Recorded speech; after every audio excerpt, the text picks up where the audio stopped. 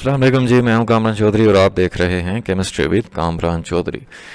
तो बच्चों, जैसा कि आप लोगों को पता है कि मैंने एक पोल करवाया था जिसमें मैंने आपसे पूछा था कि क्या मुझे IGCSE कैम्ब्रिज के जो पास्ट पेपर्स हैं उनका सोल्यूशन आपको प्रोवाइड करना चाहिए या नहीं।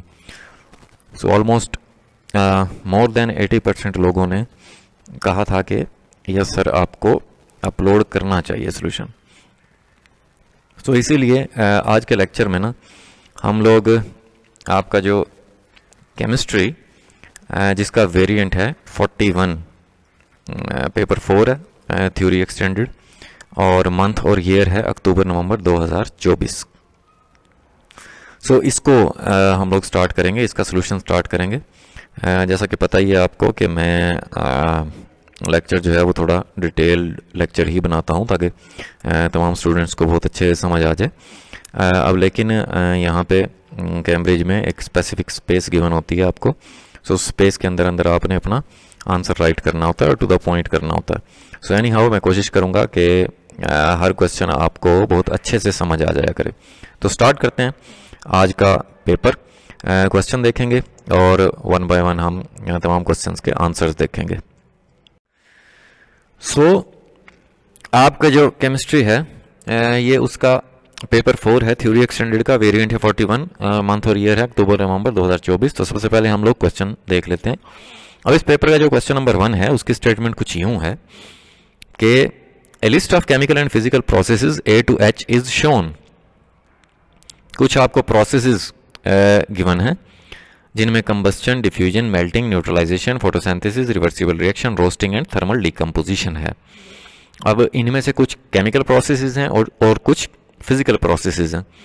अब इन प्रोसेसेस से रिलेटेड आपसे आगे कुछ पार्ट्स में क्वेश्चन पूछे गए हैं। तो answer the following questions about processes A to H। Each letter में be used once, more than once और नॉट एट ऑल। मतलब एक क्वेश्चन के आंसर में आपने रिपीट नहीं करने, ठीक है, processes. State which of the processes A to H। तो आपने बताना है कि जो आपसे क्वेश्चन पूछा गया है वो कौन सा प्रोसेस है, ठीक है। कुछ स्टेटमेंट गिवन होगी आपको, तो उस स्टेटमेंट को पढ़कर समझकर आपने ये बताना है कि ये कौन सा प्रोसेस है, ठीक है। तो चलते हैं इस क्वेश्चन नंबर 1 के पहले पार्ट की तरफ, ठीक है, जो कि पार्ट A है। पार्ट A क्या है? अच्छा देखो, ये क्वेश्चन इस तरह से है, state which of the processes A to H happens when an acid reacts with an alkali. ठीक है, जब एसिड जो है वो अल्कली से रिएक्ट करता है तो कौन सा प्रोसेस होता है, ठीक है। तो इसका आंसर है बच्चों D। ये देखो D क्या है? न्यूट्रलाइजेशन। तो यहां पे आपको थोड़ी सी मैं एक्सप्लेनेशन भी दे देता हूं कि the process that happens when an acid reacts with an alkali is called neutralisation. तो जब भी कोई एसिड अल्कली से रिएक्ट करता है, ठीक है, तो इस प्रोसेस को क्या बोलते हैं? न्यूट्रलाइजेशन बोलते हैं। और हमेशा याद रखना, इस प्रोसेस के रिजल्ट में सॉल्ट और वाटर बनता है, ठीक है। ये भी अपने पास नोट डाउन कर लेना, ठीक हो गया। नेक्स्ट बी पार्ट देख लेते हैं। बी पार्ट क्या है कि state which of the processes A to H reaches A position of equilibrium. अब जहां पर भी इक्विलिब्रियम की बात आ गई ना, तो इट मीन्स के रिवर्सिबल रिएक्शन की बात हो रही है। तो इसका आंसर क्या आ जाएगा? F, which is reversible reaction. The process that reaches A position of equilibrium is a reversible reaction.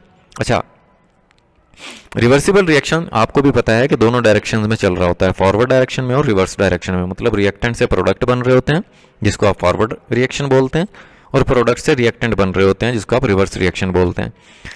अब जब rate of forward reaction equal हो जाता है ना रेट ऑफ रिवर्स रिएक्शन के, मतलब सेम स्पीड के साथ रिएक्टेंट प्रोडक्ट बना रहे हो और प्रोडक्ट रिएक्टेंट बना रहे हो, तो फिर उस वक्त हमारे जो रिवर्सिबल रिएक्शन है होते हैं उनको हम फिर बोलते हैं कि ये इक्विलिब्रियम में है, ठीक है।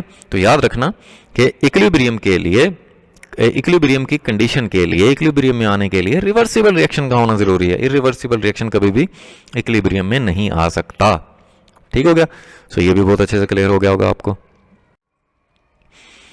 अब हम लोग क्वेश्चन नंबर 1 का सी पार्ट देख लेते हैं। सी पार्ट क्या है जी कि state which of the process A to H involves particle changing from fixed positions to being mobile but still touching.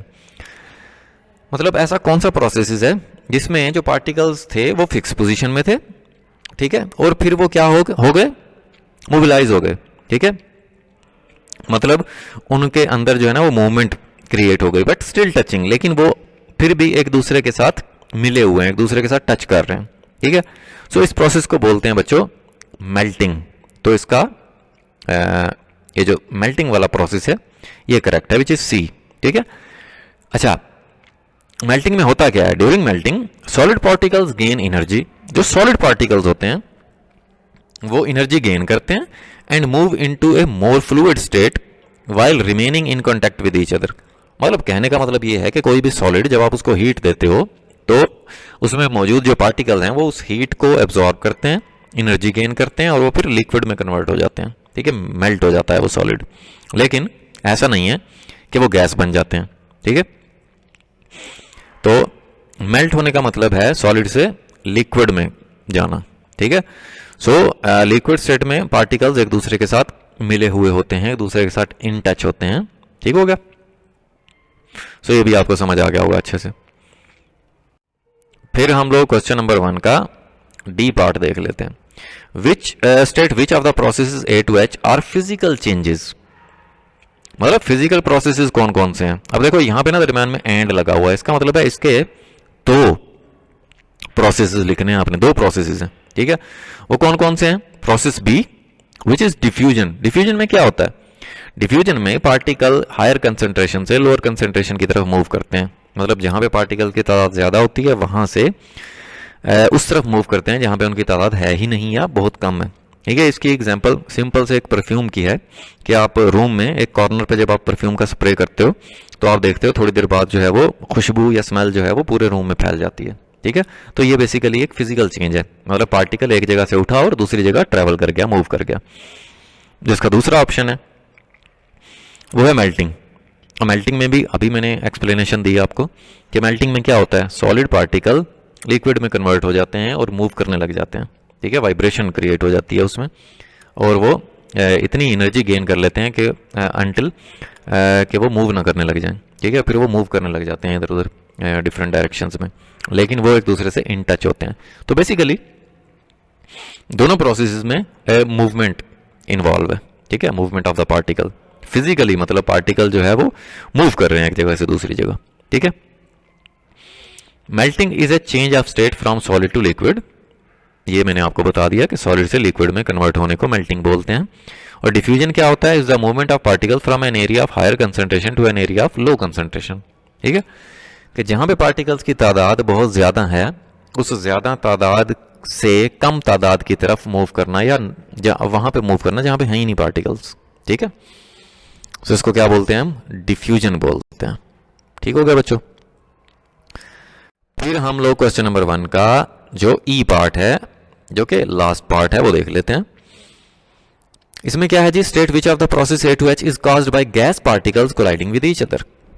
इनमें से ऐसा कौन सा प्रोसेस है जो कि गैस पार्टिकल्स के कोलाइड करने की वजह से होता है, ठीक है, वो है जी डिफ्यूजन।